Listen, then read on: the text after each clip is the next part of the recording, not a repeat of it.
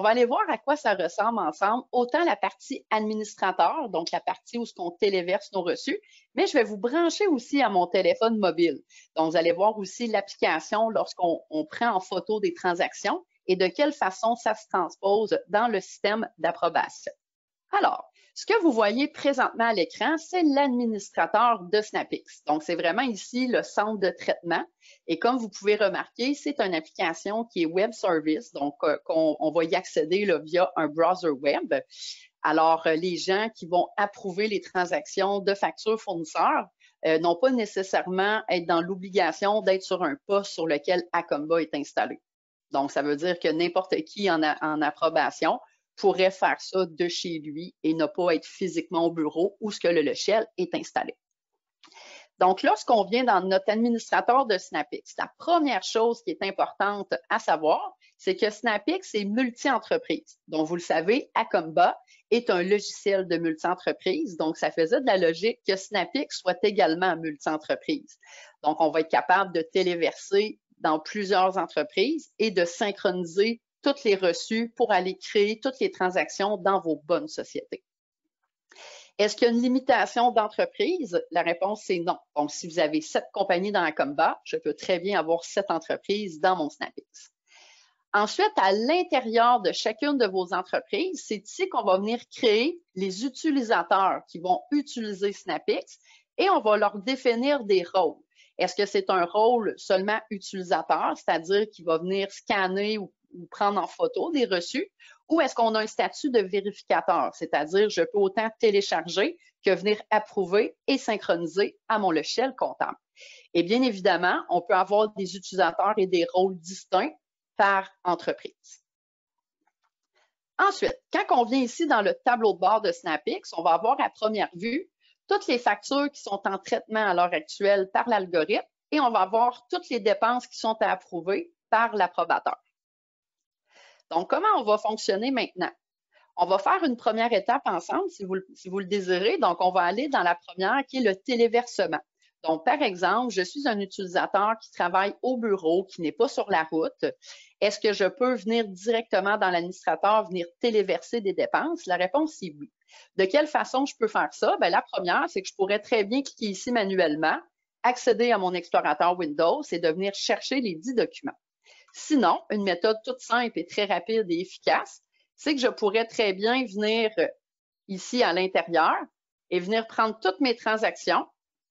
Là, j'essaie de les prendre. OK. Donc, je pourrais venir ici prendre toutes mes transactions et juste les glisser, déposer directement dans mon centre de téléversement. Donc, on voit présentement, il est tout en train d'importer finalement là, les factures que je viens de lui envoyer. Une fois que ça, c'est fait, qu'est-ce qui va nous rester à faire? C'est d'envoyer le tout dans notre centre de traitement.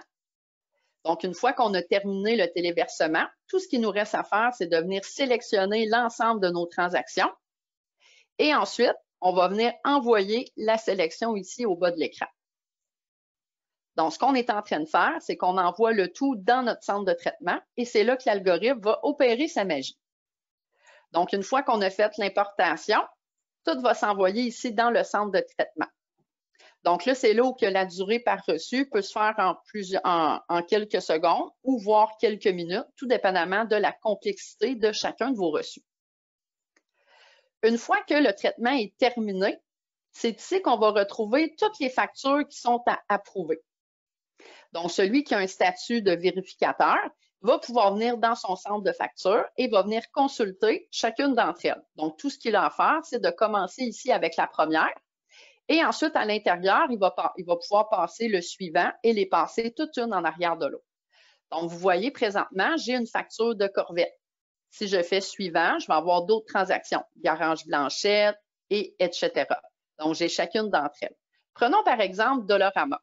Donc, qu'est-ce qu'on voit ici dans le Dollarama? Donc, c'est venu ici inscrire le nom du fournisseur. Ensuite, la date du reçu. Donc, il va venir lire toutes les informations qui sont à l'intérieur. Ensuite, le numéro de la transaction, le sous-total, ensuite la TPS et la TVQ.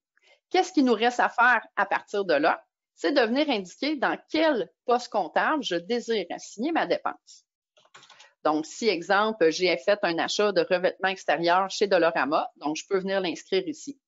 Est-ce que j'ai besoin de faire un split de ma dépense dans différents comptes de grands livres? Si c'est le cas, c'est ici qu'on va pouvoir venir mettre le montant et venir assigner un autre compte de dépenses. Donc, c'est là, à ce moment-ci, qu'il va venir indiquer la balance pour que le solde final termine à 0. Si, par exemple, vous ne désirez pas créer un nouveau fournisseur, il vous est possible aussi de le décocher et de venir taper dans la liste toute la liste de vos fournisseurs qui sont déjà existants dans votre logiciel Acomba. Est-ce qu'on fait une facture ou un crédit? Donc, c'est ici qu'on va venir le sélectionner.